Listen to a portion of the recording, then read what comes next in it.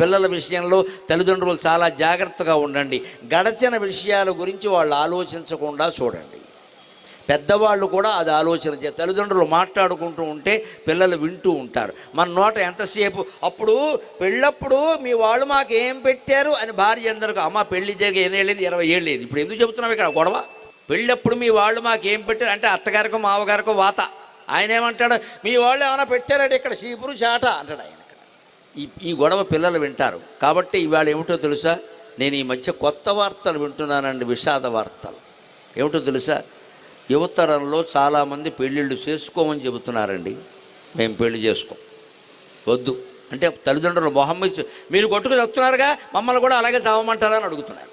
ఇది వాళ్ళ అనుభవం. వాళ్ళని తప్పు పట్టగలమా మనం? ఎందుకంటే వాళ్ళ ముందే దెబ్బలాడుకుంటున్నాం, మనం వాళ్ళ ముందే అభిప్రాయ భేదాలు ప్రకటించుకుంటున్నాం. కనీసం కాస్త ఆగుదాం, పిల్లలు వెళ్ళే వరకు ఆగుదాం, తలుపు వేసిన తర్వాత ఎవడ కాళ్ళలో పట్టు